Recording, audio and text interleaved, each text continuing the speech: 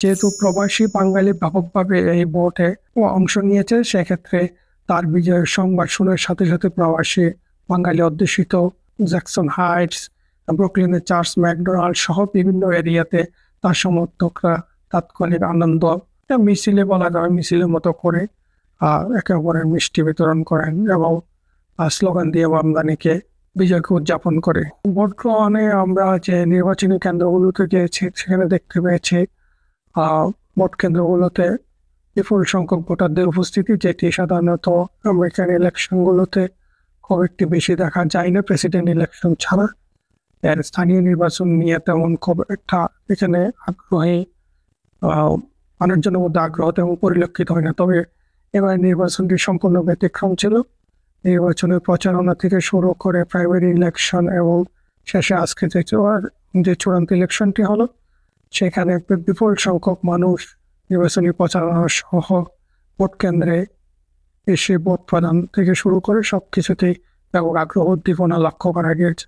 যেহেতু জোহরান মামলামে একজন ইমিগ্রেন্ট পরিবারের সন্তান এবং সে নিজেও ইমিগ্রেন্ট পরিচয় দিতে স্বাচ্ছন্দ্য বোধ করে, সেক্ষেত্রে প্রবাসী যারা রয়েছে এখানে বিভিন্ন এশিয়ান, আফ্রিকান সহ অন্যান্য প্রবাসীরা সম্পূর্ণভাবে জোহরান মামদানিকে সমর্থন জানিয়েছে।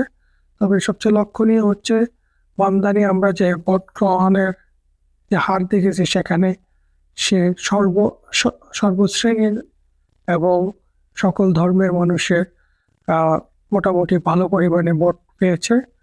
তবে ভোটের যে চূড়ান্ত ফলাফল সেখানে লক্ষ্য করা যাচ্ছে যে মামদানিকে বিজয়ী করার ক্ষেত্রে মূলত তরুণ এবং যুবক শ্রেণীর যে ভোটার রয়েছে তারাই পার্থক্য করে দিয়েছে। কারণ আমরা ভোটের যে প্যাটার্ন সেখানে দেখতে পাচ্ছি যে বয়স্ক শ্রেণীর যারা রয়েছে, বিশেষ করে যারা 50 তারা কিন্তু ব্যাপক হারে কুমুকে ভোট প্রদান করেছে।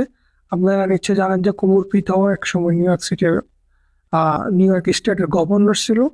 তো সেক্ষেত্রে এবং খুবই জনপ্রিয় গভর্নর ছিল। সেক্ষেত্রে যারা কুমুর পিতাকে পেয়েছিল হয়তো তাদেরকে স্মরণ করে তার সন্তানকে নিউ ইয়র্ক সিটি মেয়র পদে কিছু ভোট প্রদান করেছে।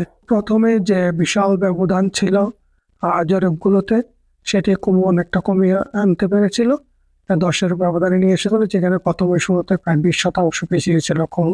এছাড়া রিপাবলিকান দলীয় আরেক যে প্রার্থী রয়েছে সিলভার, সে মাত্র 8% পেয়েছে, বাট তাকে ট্রাম্প অনুরোধ করেও নির্বাচন থেকে সরাতে পারেনি।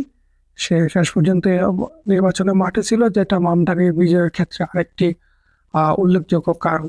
বিজয়ের পরে মামদানি তার বক্তব্যে বলেছে সে যে তার এলিট শ্রেণীর রাজনীতিতে যে ধনী শ্রেণীর যে একটা হস্তক্ষেপ সেটি সে ভেঙে দিতে সক্ষম হয়েছে এবং যে ট্রাম্পের হুমকি যে সে নির্বাচিত হলে নিউ ইয়র্ক সিটির ফেডারেল বাজেট কমিয়ে আনবে, তা সত্ত্বেও যে জনগণ তাকে ভোট দিয়েছে, সেজন্য সে আবারও তাদেরকে ধন্যবাদ জানান।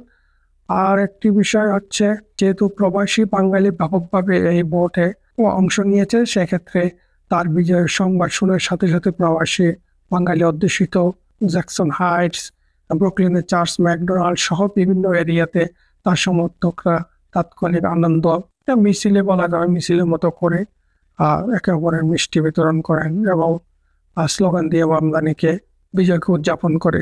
আরেকটি তথ্য আপনাদেরকে জানিয়ে দিই, যেহেতু এটি গত 50 বছরের মধ্যে সর্বোচ্চ পরিমাণ ভোট পড়েছে বলে বোর্ড অফ ইলেকশন ইতিমধ্যে তাদের ওয়েবসাইটে জানিয়েছে।